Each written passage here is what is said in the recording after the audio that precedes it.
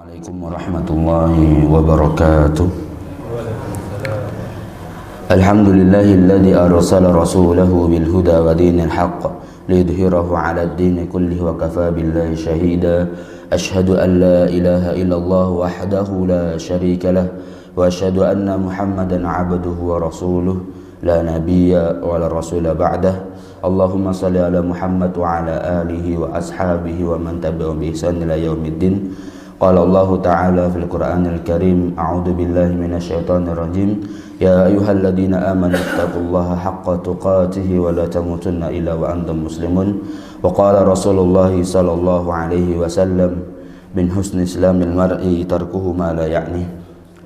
Ma'asyiral muslimin, jamaah salat subuh yang dirahmati oleh Allah Subhanahu wa taala. Salah satu nikmat terbesar yang Allah Subhanahu wa taala berikan kepada kita semua adalah kembali mempertemukan kita dengan bulan yang sangat agung, yaitu bulan Ramadan, untuk merasakan kembali nikmat berpuasa. Dengan berpuasa kita semua bisa lebih mengerti arti dari seteguk air bagi tenggorokan yang haus. Dengan puasa kita lebih tahu manfaat sepiring nasi bagi perut yang sedang lapar. Kendati demikian, puasa tidak hanya memiliki arti menahan diri dari haus dan lapar. Lebih dari itu, juga mengajarkan kepada kita semua perihal cara untuk melatih diri dengan bersabar.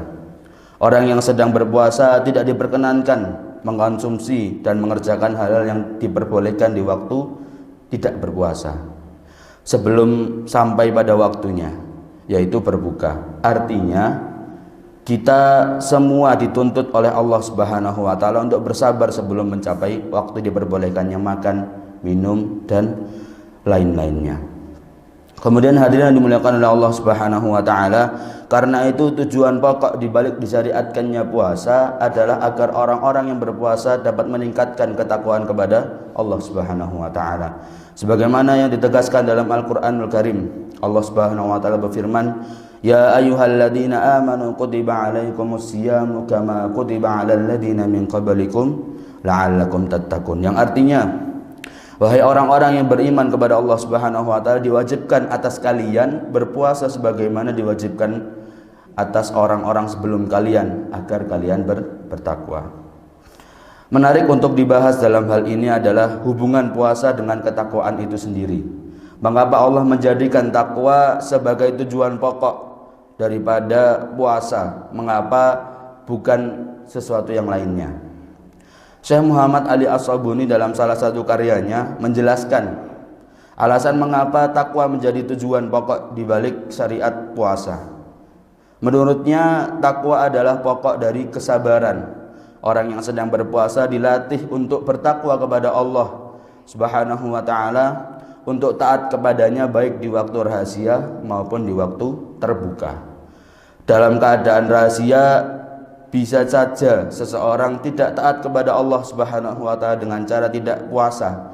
Namun saat itulah ketakwaan dan keimanannya diuji oleh Allah Subhanahu wa taala. Bisakah dia bersabar dengan terus berpuasa hingga mencapai waktu berbuka, atau justru terbawa oleh rayuan nafsu yang jelek sehingga tidak bersabar dan berhenti puasa? Naudzubillah summa naudzubillah.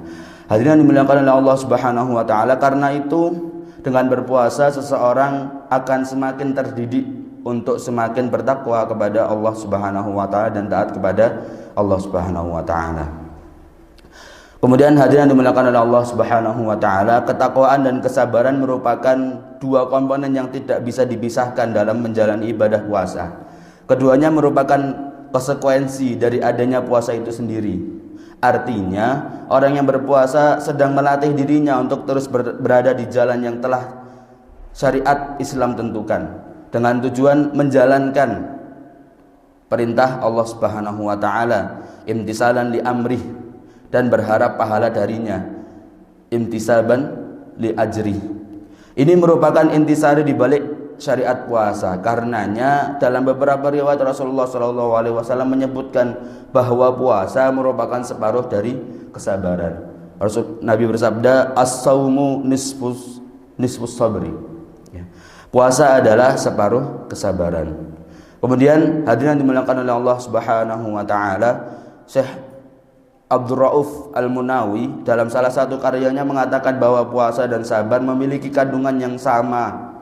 Sabar adalah menampakkan diri untuk mengerjakan semua yang diperintahkan oleh Allah dan menjauhi larangannya, sedangkan puasa adalah menahan keinginan hawa nafsu agar tidak menerobos atau melakukan hal-hal yang diharamkan ketika puasa.